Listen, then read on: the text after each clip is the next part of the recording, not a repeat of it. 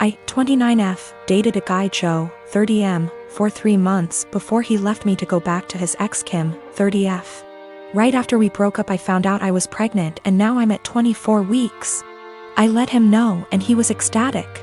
Turns out his girlfriend had fertility issues and would likely never be able to get pregnant naturally, and he has always wanted to be a father.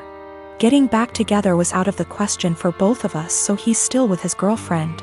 Joe was only allowed at the initial appointment because of COVID-19, and we found out I was having twins.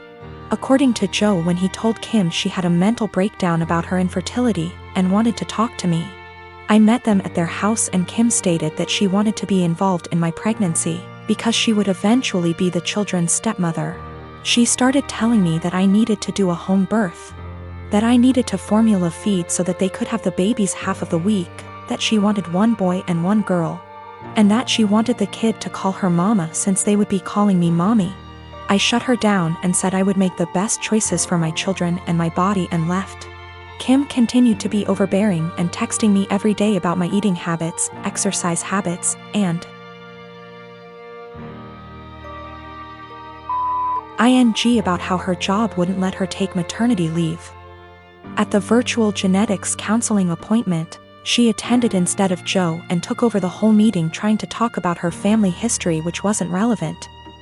When it came time for my 20-week level 2 scan, they allowed me 1 guest and Joe suggested I take Kim instead of him, which I refused to do. Joe did end up coming and he found out the gender because I wanted to keep it a surprise for me so we could throw a gender reveal party. I put a pregnancy announcement on my social media and then she put up an announcement saying they were expecting twins, the non-traditional way, and how blessed she was.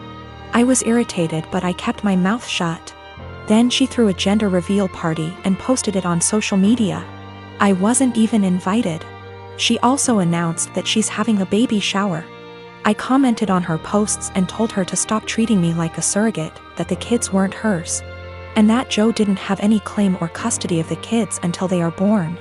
I then called Joe and reiterated all of this and stated that I would not be seeing either of them until we went to family court, and that my mother would be my birthing partner. He and Kim and some of her friends and family are saying I'm an asshole, and her mother even called and insisted I give her one of my babies. Like, this is the Parent Trap? I'm definitely getting a lawyer ASAP. Y'all have scared the shit out of me, but I'm happy you did. We used condoms because I do not react well to hormonal birth control, and I had to wait to get a non-hormonal IUD because of other medical issues. The Thursday I posted this, I went to the police and they stated that there was nothing they could do because a crime hadn't been committed. In my state, orders of protection are criminal or family, so I was able to get one against Joe. On Friday, I did get a lawyer and they let me know in my state there was nothing I could do as far as custody before the babies are born. So I will be leaving my state soon to ensure that this isn't my baby's home state and I can't be charged with anything. Kim came to my job, damaged my car, and broke a bunch of office windows. I work with kids, so she was arrested for not just the criminal damage and trespassing but also child endangerment, so hopefully that works in my favor. Also, if Joe did it on purpose, I don't think Kim knew, because she was screaming at me about how I stole her life and everything I had was supposed to be hers. I have orders of protection against both Kim and Joe. I left the state anyway and Joe and Kim started harassing me again because there's no legal jurisdiction when you leave the state. But I have enough evidence that I was able to press charges in my current state as well and will be pursuing a restraining order here. I had been with Carrie for 10 years, best friends since we met at the age of 12 in high school. We had tons of amazing memories. We've traveled to several countries together and made long-term work for 3 years while separated due to studies. Last Thursday I proposed to her in St. Lucia, not in front of anyone mind you, I wanted it to just be private. She didn't say anything and I was thinking, oh shit, did I say or do something wrong? She started crying and said she had something to explain to me. She didn't want to marry me because she'd been sleeping with the coworker she said was just a friend for around 3 months. She said she rationalized it was just a thing that would pass, but it's continued, and she said she loves me so much, more than I'll ever understand, that I've helped her so much and she doesn't even know why she has done this. She said she loved me too much to marry me knowing she'd done what she did. She doesn't love the guy. It was just sex and she had been trying to stop the affair, but I proposed before that happened and she said she knew when I was kneeling that she couldn't marry me, not after everything I'd done for her, so she told me. I feel like my whole world has shattered. We had an awkward flight home on Friday evening and haven't spoken since. She has tried calling me but I haven't answered and I have until Monday off, so I'm just here. I've barely eaten. I feel like there's a black hole in my stomach draining everything I have mentally.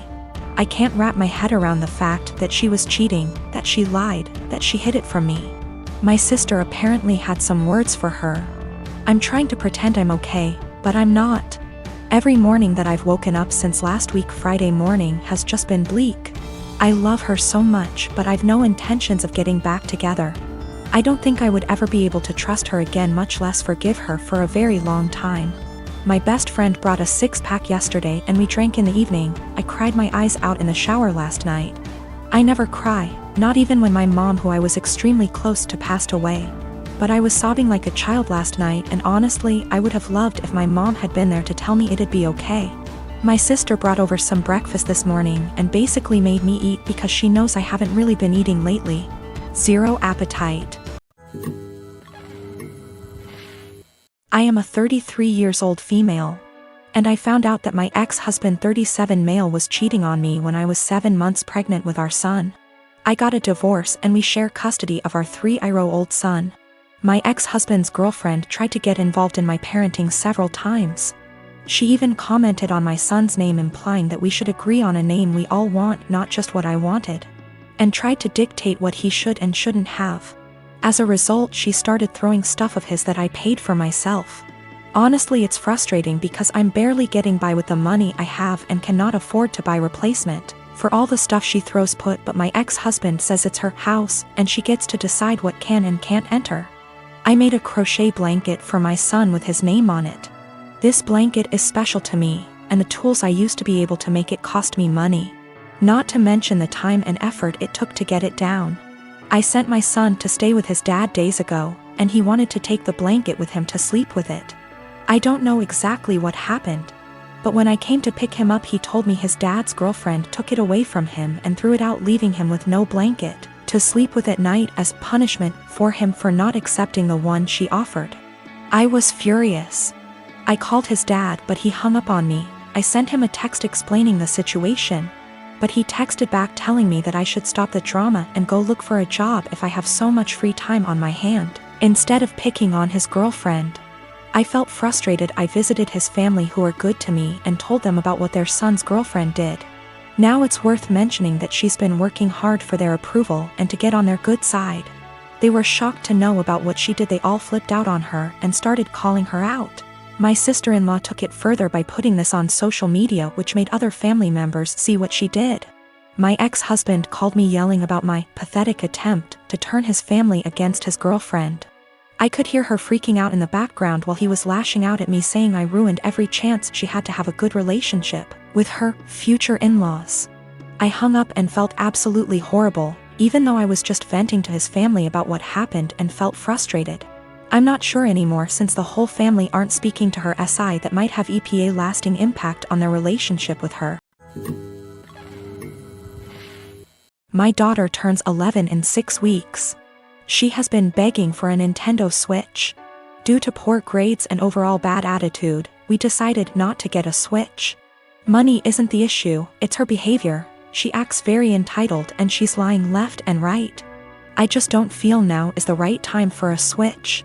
The theft, on Easter, we, my husband, our kids, and myself, are at my husband's aunt and uncle's house.